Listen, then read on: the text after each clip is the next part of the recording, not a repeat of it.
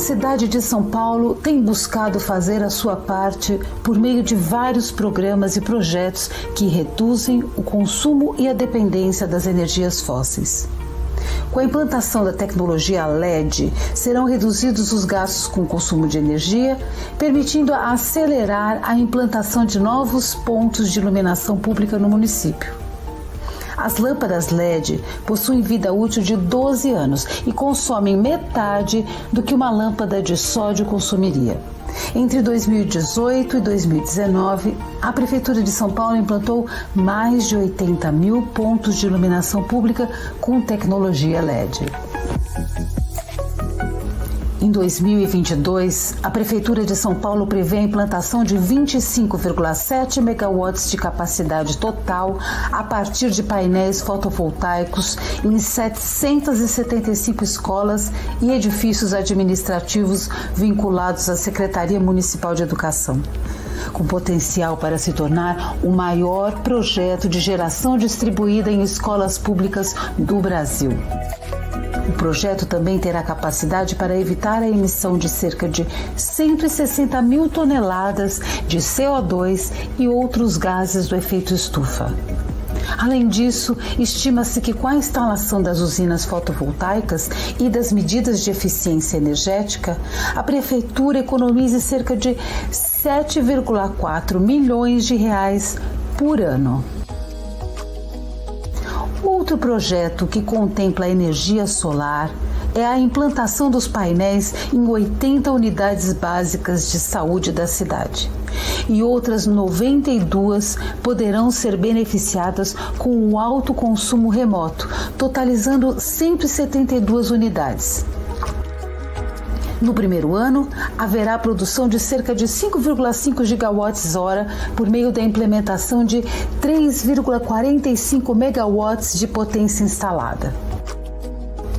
O projeto traz um ganho ambiental significativo, já que deve evitar a emissão por ano de pelo menos 24 mil toneladas de gases de efeito estufa, o mesmo que seria emitido por 15 mil carros de passeio. Para compensar essa emissão, seria preciso plantar mais de 150 mil árvores, ou 9 vezes o número de árvores do Parque Ibirapuera.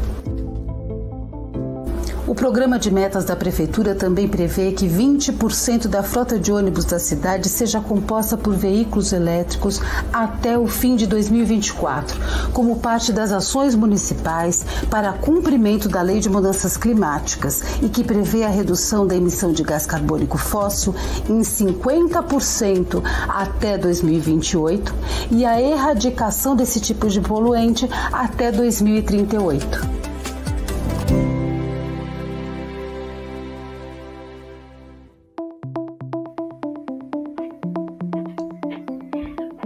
Bom, as metas são ambiciosas, são bastante ambiciosas, e a gente tem sempre que levar em conta que São Paulo, como a maior cidade do Brasil e a cidade que concentra boa parte do capital e da economia do Brasil, é sempre uma referência para o resto do país. Então, políticas públicas instaladas em São Paulo são políticas que tendem a ser replicadas no resto do país. Uma das coisas que a gente sabe é que São Paulo recebe o tempo todo técnicos e comissões de outras cidades, estados e até de outros países para conhecer projetos que estão sendo desenvolvidos aqui para servirem como referência. Quero dizer a vocês e a todos os presentes e aqueles que em outros dias venham a assistir essa apresentação, que ela tem mais coisa do que aquilo que vou falar, porque eu acho muito importante deixar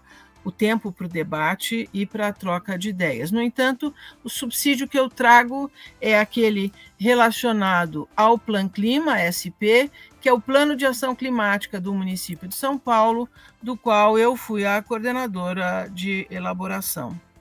Então, o plano, ele está estruturado em 3 eixos fundamentais, que é a neutralização das emissões de gás de efeito estufa até 2050, e assim apoiar a implementação do Acordo de Paris, adaptação aos impactos da mudança do clima, e com isso adotar hoje decisões que não causem arrependimento depois, e, por fim, tratar com equidade os ônus e os bônus da mudança do clima e facultar, assim, a toda a sociedade o enfrentamento dos impactos da mudança.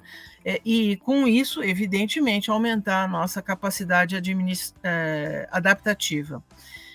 É claro que tem muitos governos até 2050. E, portanto, o Plano de Ação Climática previu que a cada novo governo, no mínimo, o plano deva ser aberta e democraticamente revisto. Portanto, essa, vamos dizer assim, é a lógica essencial do Plano de Ação Climática, que foi institucionalizado por decreto em junho do ano passado. Ele está aqui embaixo tem um link para acesso, e ele se organizou em 5 estratégias, que são essas: rumo ao carbono zero em 2050, adaptar a cidade de hoje para o amanhã, proteger pessoas e bens, Mata Atlântica, precisamos de você, e gerar trabalho e riqueza sustentáveis. O foco dessas ações está aqui explicitado nessa faixa azul, que são o planeta, nós, eu, sobreviver e sobreviver. É disso que trata o Plan Clima SP. Ele se apoiou na ferramenta chamada Pathways, que é uma ferramenta similar à CURB do Banco Mundial, e com ela nós delineamos cenários de emissão para melhor compreender o que impactos a cidade teria. Foram estabelecidos 3 cenários: o tendencial, o ambicioso e o estendido. Nós consideramos, aqui vocês estão vendo, figura 64, todas essas ilustrações vêm do Plan Clima. Aqui vêm indicados para os principais setores de emissão de gases de efeito estufa, os tipos de estratégia que foram considerados. Então, no caso de energia estacionária e edificações, fundamentalmente aumento da participação de fontes renováveis na matriz elétrica, a geração distribuída fotovoltaica em edifícios, e depois, decorrentemente, mas também tem a ver com possibilidades, vamos dizer assim, de energia solar, as tecnologias eficientes para iluminação, resfriamento de ambiente, aquecimento de água e cocção. Tem também transporte e mobilidade, resíduos sólidos e efluentes líquidos, mas não vou me ater nisso porque a energia solar, na lógica deste evento, ela está mais focada em energia estacionária e edificações. Nós temos um cenário tendencial, né, de emissões, que até 2050 tem uma descarbonização de 36 para 26, para 21, mas evidentemente essa descarbonização não é suficiente. A gente tinha que chegar aqui a zero ou quase zero em 2050 e não é o que acontece, pelo cenário tendencial. Num cenário ambicioso, onde implementadas em toda a sua ambição, políticas municipais, estaduais e federais existentes, observados estudos de tendência de mercado e também fruto do debate de mais de 70 técnicos do grupo de trabalho intersecretarial da prefeitura, mais 60 outros especialistas da academia, setor privado e sociedade civil, nós chegamos que dá para reduzir isso aqui, até 2050. E dá para ver, os 2 verdes são transportes. O verde escuro, mudança de combustível, e o verde claro é mudança modal. No caso, né, da energia solar para a geração de eletricidade, é esse laranja aqui. A eficiência energética, este não tão laranja, mais salmão aqui, né? E esses valores são obtidos com toda a ambição, mas mesmo assim a gente não consegue chegar com aquilo, com o conhecimento disponível, com aquilo que está público, aberto para debate, a gente não chega à neutralidade. Seguindo, então, nós temos o cenário estendido. Nesse cenário estendido, nós consideramos que todo mundo que pode fazer alguma coisa, todas as barreiras existentes vão ser superadas e todos os atores públicos e privados realizaram as ações de suas respectivas competências. Aí, sim, nós chegamos aqui embaixo a quase zero. Dá para dizer que a gente atingiu uma neutralidade de emissões em 2050. E vejam aqui o tamanho do laranja que a gente chegou, que é aquele relacionado à geração de eletricidade. Também o salmão, né? Aqui, quando a gente fala de eficiência energética, que pode se interrelacionar com a energia solar em sentido amplo, enfim, é possível ver que chegamos até uma certa neutralidade ou quase zero de emissão.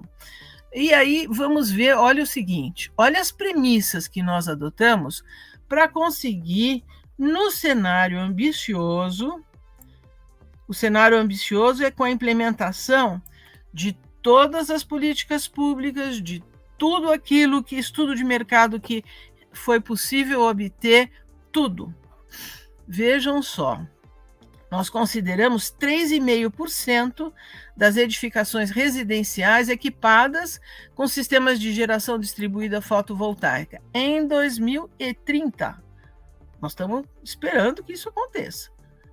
Foi isso que tudo aquilo que foi obtido de estudo e de política pública permitiu imaginar, vamos dizer, acirradamente, né?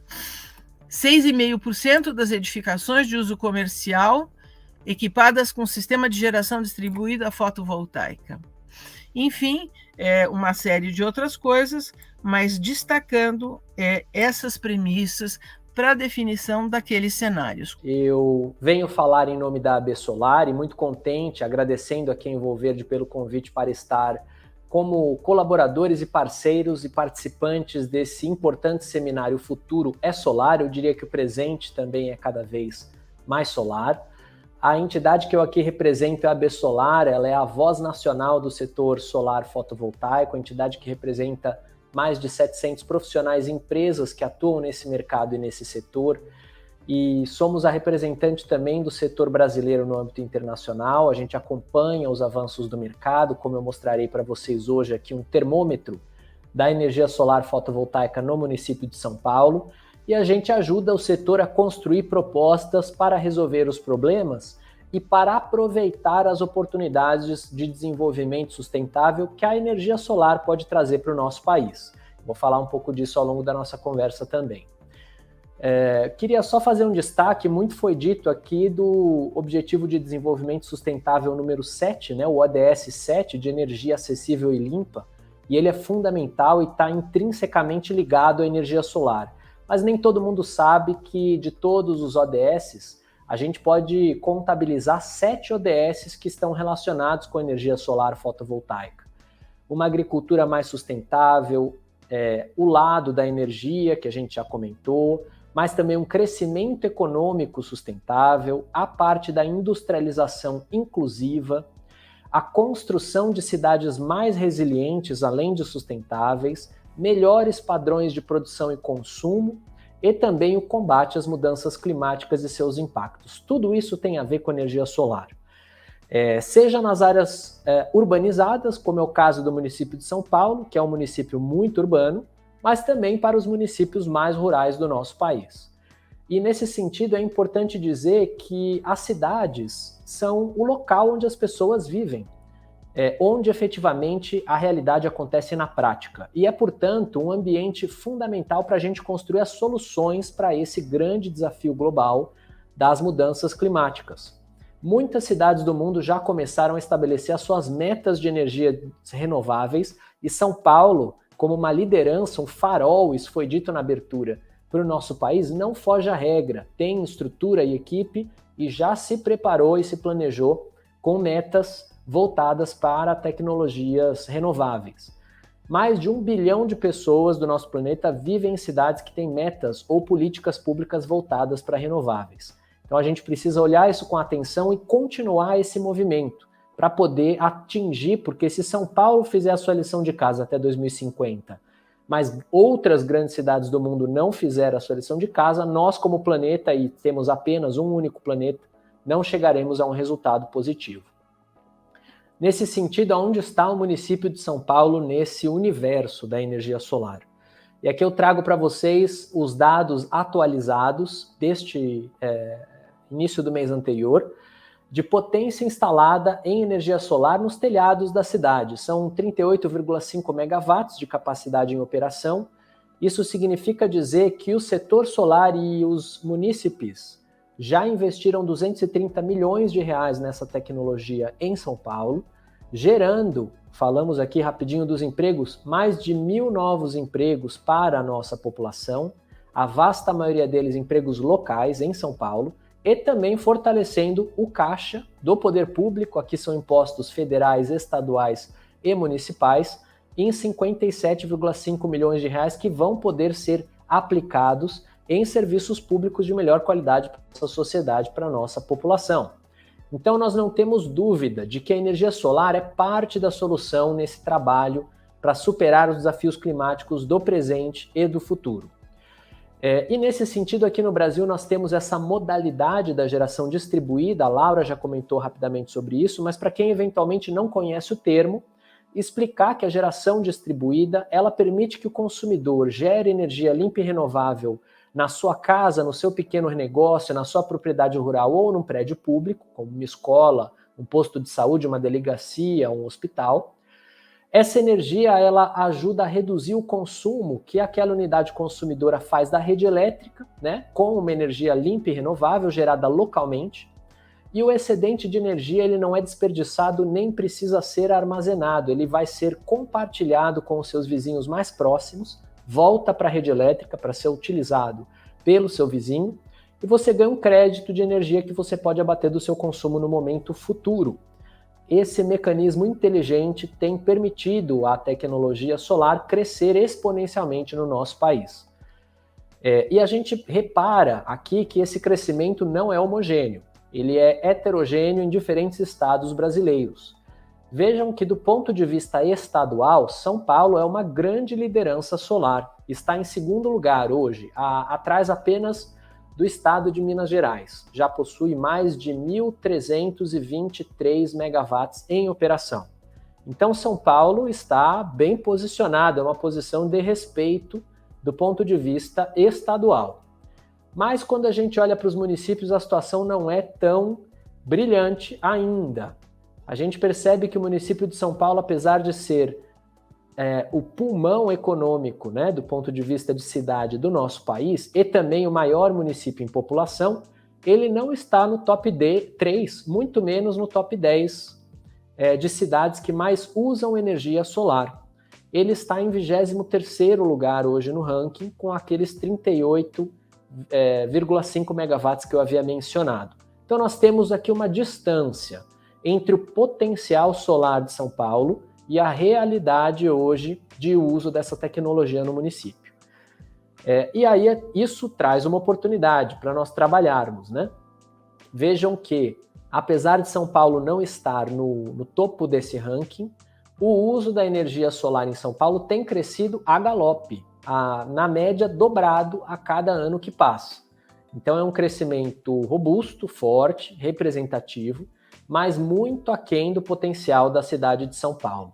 Para a gente ter uma ideia, né, a cidade de São Paulo tem milhões de consumidores, mas hoje ela tem por volta de 5.000 sistemas apenas gerando energia limpa e renovável e competitiva com o sol. Então temos uma distância grande para recuperar e uma oportunidade para desenvolver. Apesar disso, Hoje o município de São Paulo, dentro do estado, ele é número 1, né? Então o estado de São Paulo inteiro precisa avançar mais, não só o município, todos os municípios de São Paulo. Mas ali na cola de São Paulo, a gente percebe Ribeirão Preto, Campinas e mesmo Presidente Prudente e São José do Rio Preto, também relativamente próximos nesse ranking dos 10 principais municípios que usam energia solar no estado de São Paulo. E como a gente pode, então, acelerar a energia solar em São Paulo, como tem acontecido em outras localidades do nosso país? A gente traz aqui um caso de sucesso para dividir com a prefeitura e com todo mundo que nos assiste hoje. É o caso de Palmas, capital do estado do Tocantins, uma das capitais mais jovens do Brasil e uma cidade relativamente pequena, mas que em 2015 estabeleceu via lei complementar um programa municipal, o programa Palma Solar, e regulamentou esse programa e já implementou incentivos para a população e os pequenos negócios do município que gerarem a sua própria energia. Eles passarão a ter desconto, isso já está em vigor, então eles têm a oportunidade de ter um desconto no seu IPTU, no seu ITBI e também outorga onerosa de novas edificações.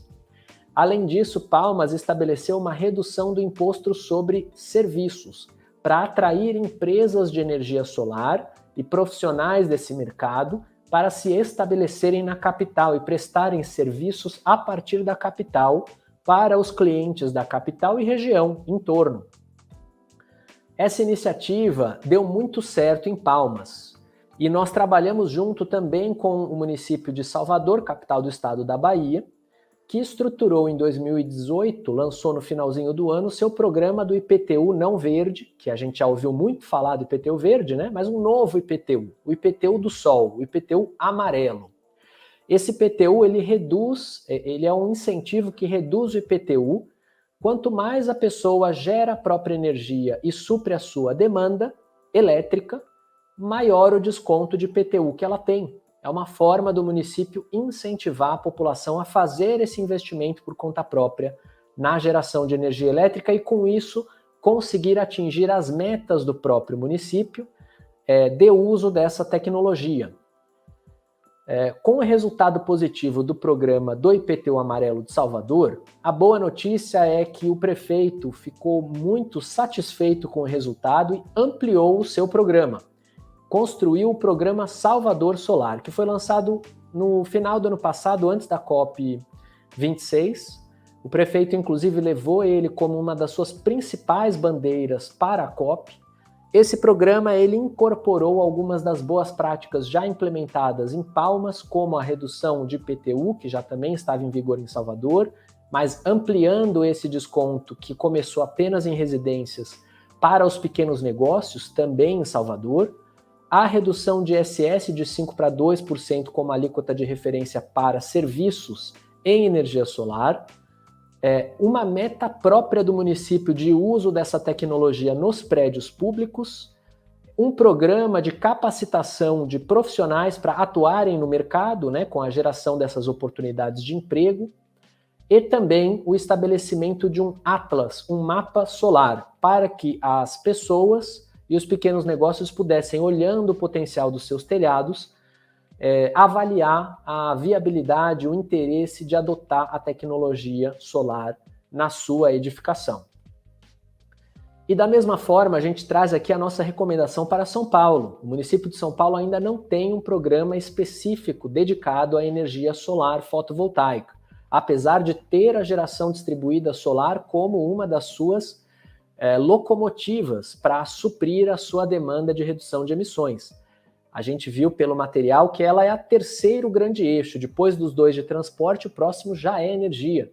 Então é preciso um programa estruturado e robusto para que essa vontade se torne realidade, para que essas metas virem efetivamente mais sistemas instalados. Uma forma de fazer isso, seguindo boas práticas de uma cidade do porte de São Paulo, nós trouxemos aqui a boa política da cidade de Nova York, que implementou um desconto de IPTU proporcional ao investimento que é feito pelo munícipe no sistema.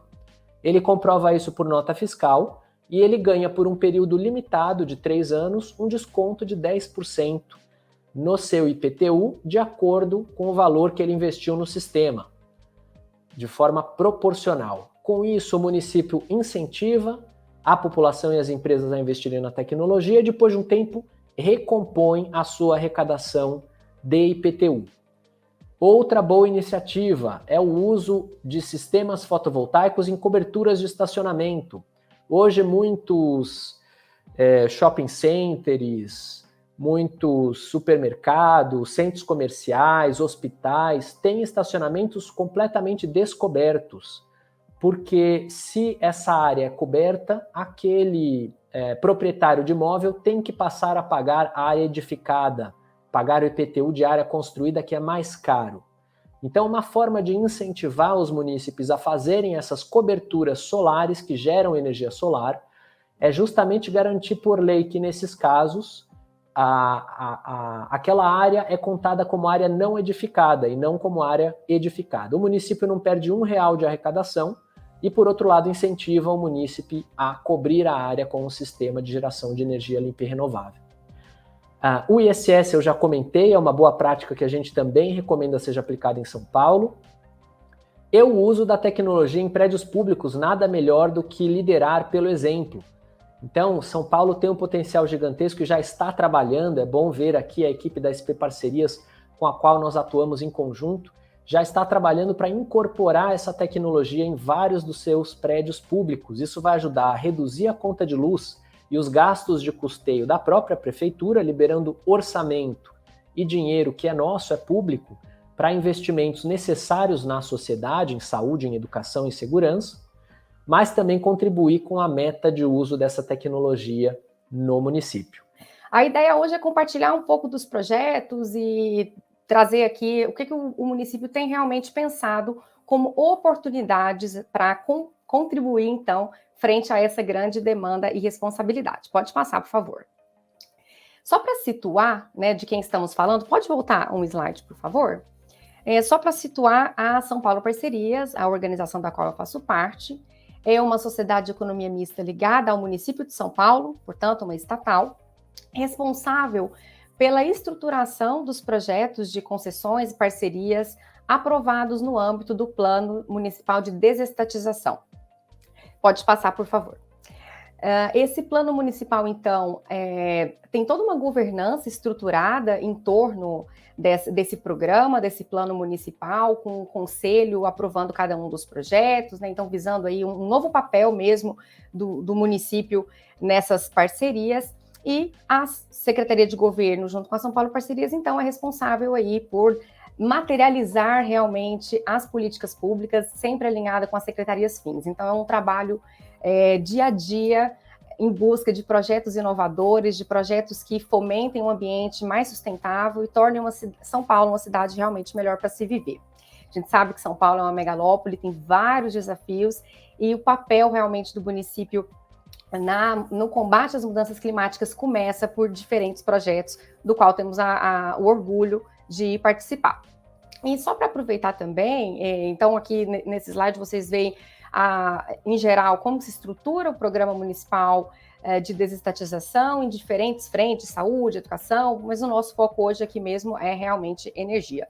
E só para aproveitar, então, eu não posso deixar de fazer uma propaganda aqui, né? A São Paulo Parcerias tem estruturado dezenas de projetos, realmente, mais de uma dezena de contratos assinados. A gente tem uma estimativa de economia aí, de benefícios financeiros da ordem de 10 bilhões para o município. Então, entre investimentos, outorgas, desonerações e também arrecadação de ISS.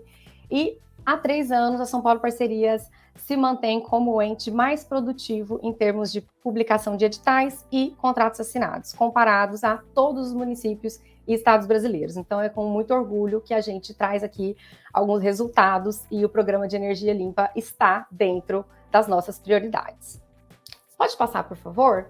Aqui é um pouco do caminho que a gente trilha quando a gente fala de uma modelagem de projetos, né? Então, já que a gente está no evento aqui, para todo mundo ficar na mesma página, é um processo muito longo que envolve diferentes expertises, desde a definição de critérios, de premissas, para alinhamento realmente do escopo do projeto, passando por diferentes etapas de estudos. Muitas vezes a gente considera importante ter um diálogo com o mercado para poder estruturar essas parcerias, e temos feito isso dentro do programa de energia que estruturamos. Então, em algumas situações, a gente abre oportunidade para o mercado nos apresentar estudos, e foi assim, inclusive, que surgiu o projeto piloto de energia, a partir de um PPMI, um procedimento preliminar de manifestação de interesse, e a gente acredita que esse diálogo tem realmente gerado muitos frutos, e ao longo de todo esse processo, diferentes técnicos, a interlocução direta também com as secretarias fins, gera, então, um pacote, digamos assim, que vai a campo para a licitação,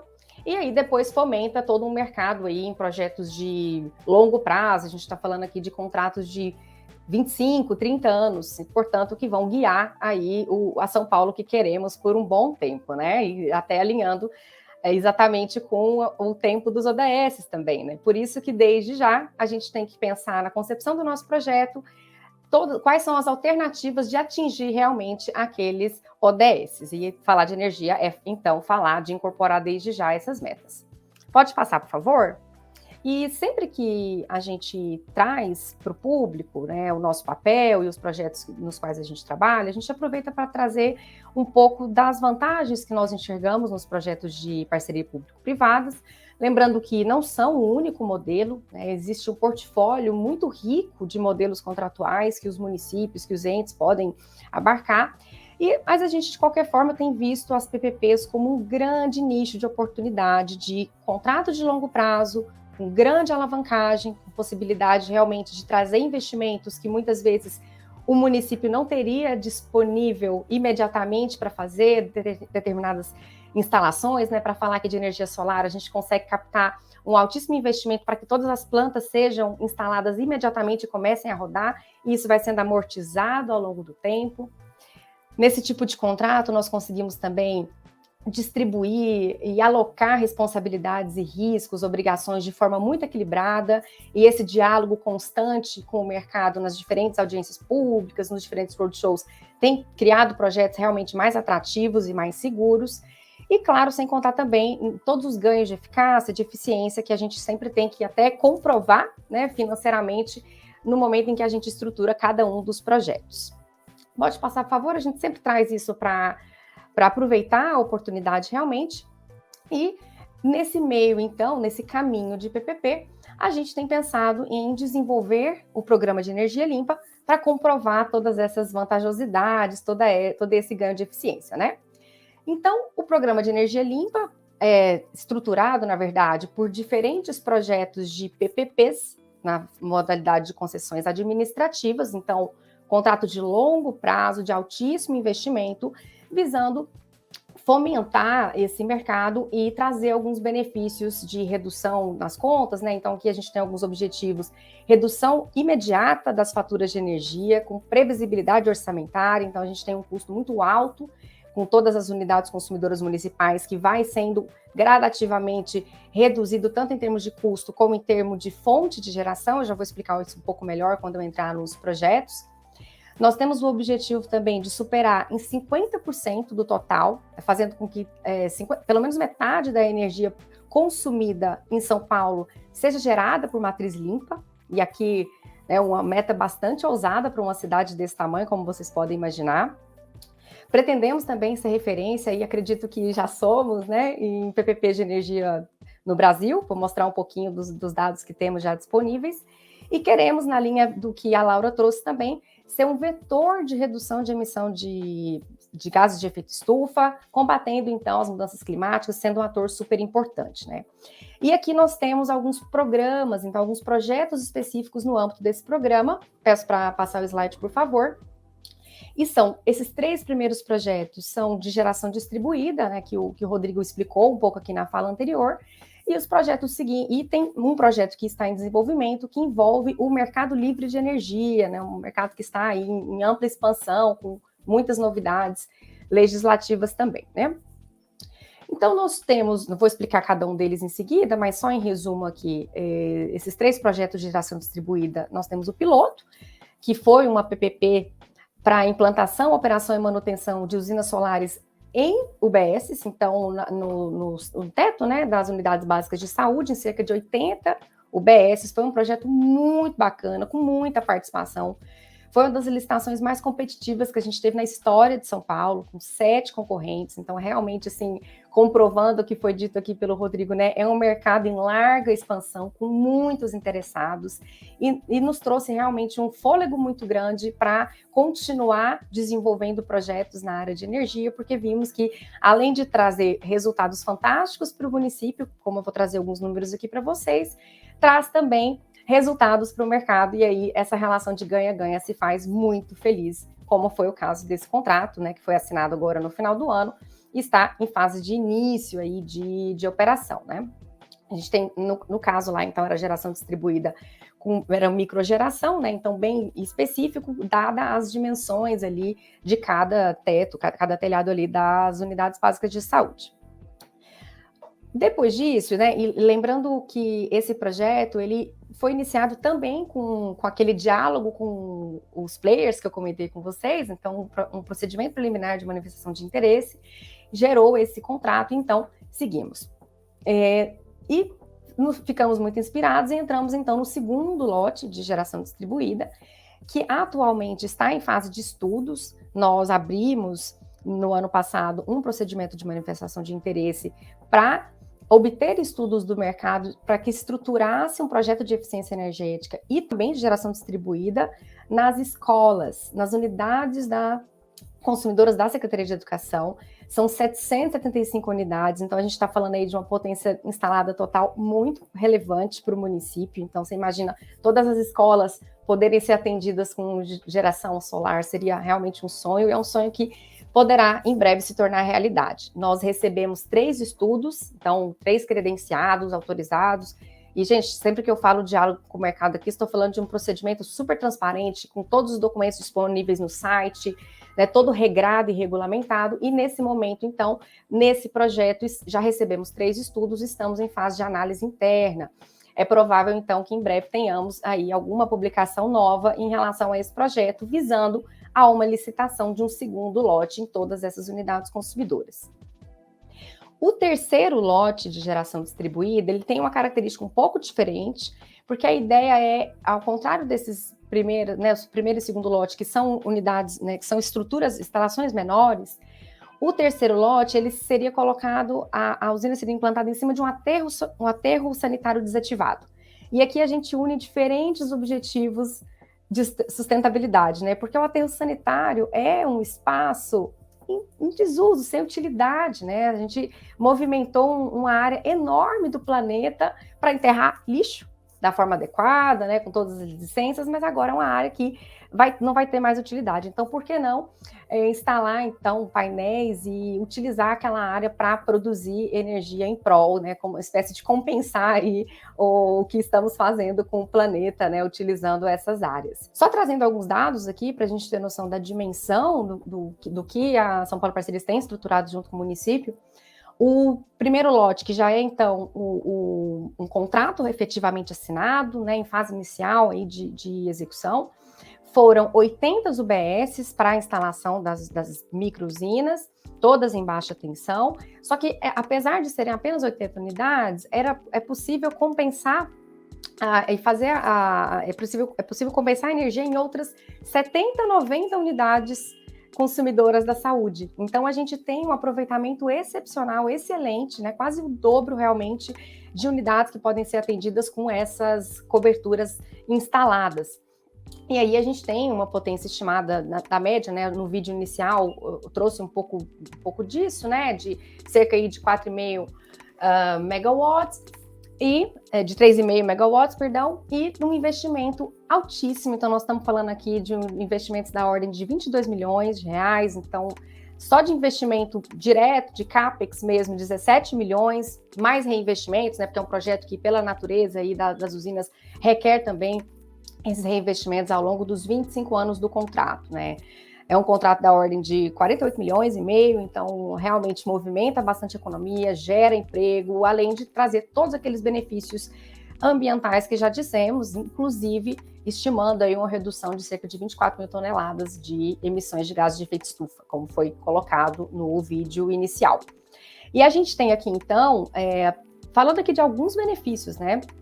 Uma expectativa de economia mensal de aproximadamente 52% do que é gasto hoje com essas UBS, né, nas unidades consumidoras da saúde, o que daria aí essa ordem de 36 milhões anuais. Então, realmente estamos falando de um projeto bastante inovador, com muita dimensão e muita capacidade realmente de, ao longo dos 25 anos, trazer benefícios para o município. Os 36 milhões são ao longo do ciclo todo do projeto, né? Dos 25 anos aí de projeto. A gente vê claramente que existe um elemento de oportunidade muito grande na construção da relação entre as estruturas dos municípios, com o apoio muito forte dos estados, para serem impulsionadores da construção de um mercado cada vez mais consolidado da ação da estrutura de produção fotovoltaica aqui no Brasil. E São Paulo é um exemplo, e aí a Marcela sempre, quando eu vejo a Marcela apresentada, a gente termina sempre assim, nossa, mas eu quero ver tudo isso acontecer, né? Eu acho que essa é a impressão que a gente tem toda vez que a gente escuta a Marcela, porque não são somente planos, né? São planos de trabalho consolidados com ações já em curso, com uma capacidade de poder aterrissar ações, onde justamente esse exercício, né?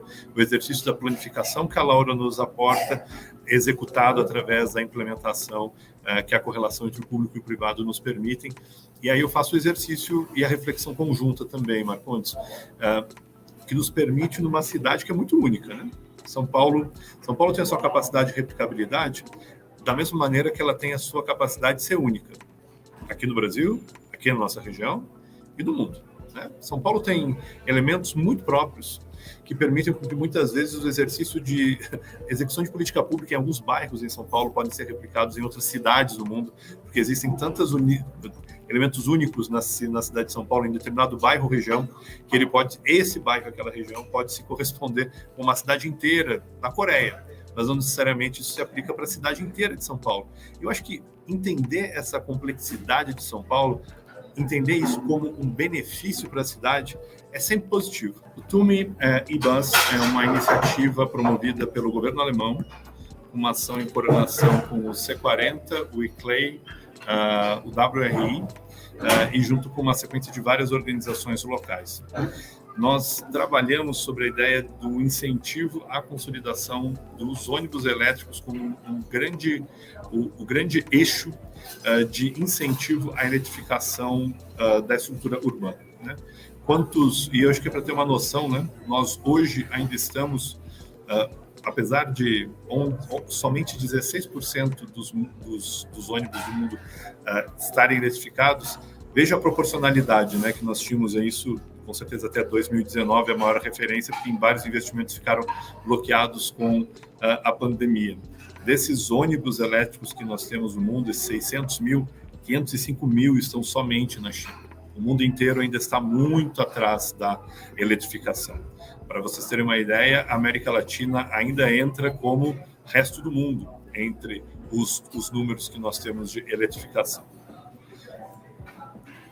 Como que nós trabalhamos com isso? A gente identifica que os cenários se você não insere a eletrificação de frota de ônibus no mundo, eles não têm como serem alcançados um cenário de net zero, de produção negativa de carbonização nos meios urbanos, se você não acrescenta que as frotas de ônibus nas cidades têm que ser eletrificadas. Essas ações, nós entendemos que elas têm uma lógica de escalonamento, que nós já deveríamos estar, que nós estamos muito atrasados, mas que é o objetivo que elas possam ser, acima de tudo, mensuráveis e incentivadas através de instrumentos financeiros. Mas o que a gente estava justamente comentando, eu acho que o conceito que a gente está aqui nessa conversa é que nós precisamos fazer esse processo que ele não seja um processo entendido somente como um processo de governo. Ele, com certeza, ele tem que ser no campo estratégico, pensado pelos administradores públicos, como São Paulo já pensou, como São Paulo já planejou. Ele tem que tem que ter o principal elemento, que é o que nós queremos, né? Qual é o contexto que nós queremos e como que nós queremos encontrar isso. Você tem que fazer isso conectado com quem pode implementar. Na realidade, as empresas de ônibus, públicas ou privadas, dependendo do lugar do mundo, na sua quase totalidade no Brasil privadas, tem que ser parte desse elemento tático de implementação. Elas têm que entender que o serviço público que elas prestam, elas têm que se conectar a essa nova diretriz de excelência. E aí, quando a gente fala no operacional, a gente está falando não somente dentro de um contexto de atuação de quem opera a estrutura pública municipal, mas, acima de tudo, de toda a cadeia produtiva. E aí, quem é que fornece energia elétrica e como é que ela é produzida tem um papel fundamental. Eu participei agora do Congresso Mundial do ICLEI, que é o nosso grande congresso que aconteceu em Malmö, na Suécia, que ele tem justamente a característica de poder pensar a organização para os próximos 3 anos. Nós tivemos, Malmö é uma cidade que fez com que até este ano eles completaram que toda a estrutura pública do município é totalmente eletrificada.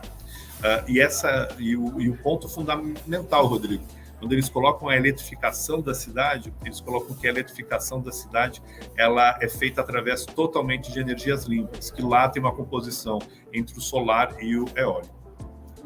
E como que a gente imagina esse processo? Esse processo é um processo de construção de estratégia continuada. Nós temos que trabalhar com esses diferentes stakeholders, com os diferentes elementos, para que a gente possa encontrar caminhos de articulação. As empresas estão capitalizadas, estão investindo em inovação, estão aportando novas tecnologias. Fala um pouco para a gente como é que o mercado está nessa área do solar, como é que o mercado está preparado para atingir essas demandas. Olha, Dal, a boa notícia, usando uma expressão bem paulistana, é que o mercado está bombando. O setor fotovoltaico tem experimentado um crescimento exponencial, especialmente a partir de 2012 no Brasil, de uma forma geral. E a gente observa isso aqui no município. Mas mesmo que o município de São Paulo faça toda a sua lição de casa nos prédios públicos, é importante a gente entender que o consumo público de energia elétrica representa por volta de 7% do consumo de energia elétrica no Brasil, de uma forma geral. Então, com isso, a gente não resolve todos os nossos problemas. Nós precisamos engajar a sociedade. Os consumidores residenciais, eles representam mais ou menos 1/4 do consumo de energia elétrica no nosso país, e o setor produtivo, as indústrias, o comércio, as empresas de serviços e o agronegócio. Sem eles, nós não chegaremos lá. Eu acho fundamental as ações e as iniciativas vanguardistas que estão sendo tomadas no município de São Paulo pela própria prefeitura, né? O desafio que a gente tem de um município gigantesco, titânico como São Paulo, é que por vezes o titã ele se move devagar, mas São Paulo consegue ser um titã relativamente ágil, o que é uma característica rara entre os grandes. Mas eu acho que a gente tem aqui uma oportunidade ainda latente, que é de potencializar o engajamento e o envolvimento da sociedade e dos setores produtivos. Eu trouxe aqui alguns exemplos de como isso começa a ser feito com sucesso em outros municípios, fazendo com que as próprias pessoas, pequenos negócios, empresários, eles sejam os investidores nos seus sistemas solares, como o município está fazendo. E no caso do setor privado, a gente tem uma vantagem. É uma vantagem infeliz, mas ela é realidade. No Brasil, a conta de energia elétrica mais cara, quem paga por unidade de energia é o consumidor residencial. Então, o retorno sobre o investimento nesses sistemas é mais rápido para esses consumidores, até mesmo do que para o prédio público. O desafio é você garantir que as pessoas tenham acesso a financiamento, a crédito, né? Setores como o setor solar, que utiliza equipamentos que têm um investimento na frente, né? Porque o combustível, entre aspas, é o sol, ele é gratuito, ele é disponível, ele é abundante, ele é democrático, mas os equipamentos você precisa comprar e instalar no começo dessa empreitada, desse projeto. E isso é um desafio para a população, né? A Laura comentou para a gente ter a atenção com a população mais vulnerável. E isso é fundamental. Então, se a gente puder começar as casas já de projeto, tendo essa tecnologia, seja para habitação de interesse social, seja também para as casas de classe média e de classe alta, como no passado São Paulo teve um programa que exigia o uso de energia solar, naquele caso era aquecimento de água, nas casas. Mas por que não, sem usar, vamos dizer, o bastão, né, que às vezes assusta, sem você obrigar, mas você incentivar o uso dessa tecnologia como uma ferramenta estratégica para engajar a população e a sociedade, mostrando para ela que ela tem muito a economizar. Eu acho que falta uma campanha de comunicação. Esse é um espaço que a gente trabalhou com sucesso com alguns governos estaduais, nos programas estaduais que a gente desenvolveu. Capacitar profissionais, mas também educar, conscientizar a sociedade. E eu acredito que se nós alavancarmos esse engajamento do setor privado, da sociedade civil, junto com as iniciativas do poder público, a gente consegue chegar lá com mais velocidade.